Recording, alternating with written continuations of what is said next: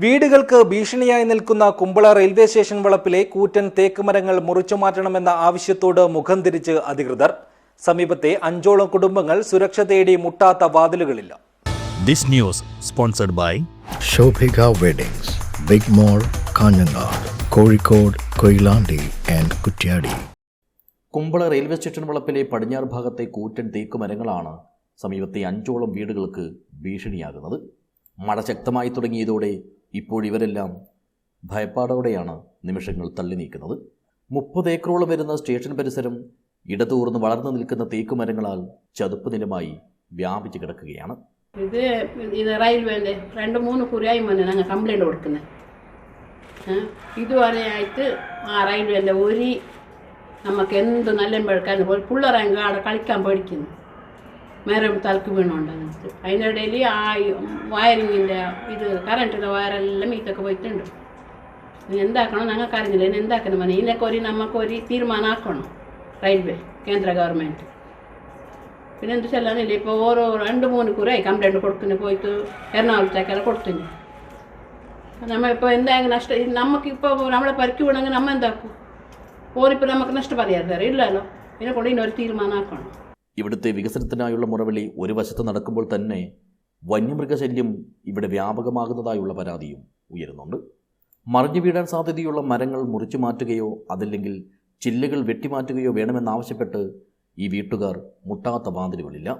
എന്നാൽ അധികൃതരുടെ ഭാഗത്തു നിന്നും നാളിതുവരെയായി ഒരു നടപടി പോലും ഉണ്ടായിട്ടില്ല. വീടുകളിൽ നിന്ന് പുറത്തേക്ക് കുട്ടികളെ കളിക്കാൻ വിടാൻ പോലും ഇപ്പോൾ രക്ഷിതാക്കൾ ഭയക്കുകയാണ്.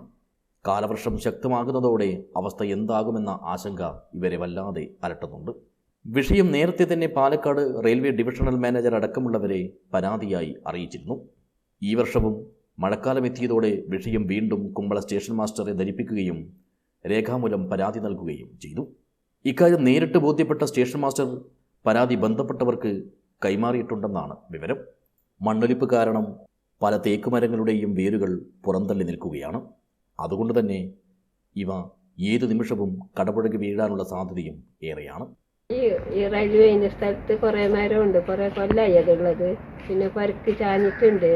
മഴയും കാറ്റെല്ലാം വരുമ്പോൾ പരുക്ക് വീഴുന്ന വെച്ച് പേടിയാന്ന്. കുറേ അപേക്ഷ കൊടുത്തു. ഒന്നും കൂട്ടാക്കുന്നില്ല. മതിയാ.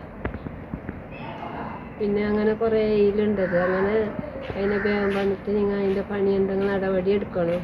ഇതാകുമ്പോൾ പരുക്കെല്ലാം വീഴും. ഇതുമായി ബന്ധപ്പെട്ട് വൈദ്യുതി ലൈനുകളും മറ്റും ഉയർത്തുന്ന ഭീഷണി വേറെയുമുണ്ട്. റെയിൽവേ, വനം വകുപ്പ്, പഞ്ചായത്ത് എന്നിവയുടെ റിപ്പോർട്ടിൻ്റെ അടിസ്ഥാനത്തിലാണ് ഭീഷണി ഉയർത്തുന്ന മരങ്ങൾ മുറിച്ചു മാറ്റാൻ നടപടികൾ ഉണ്ടാവേണ്ടത്.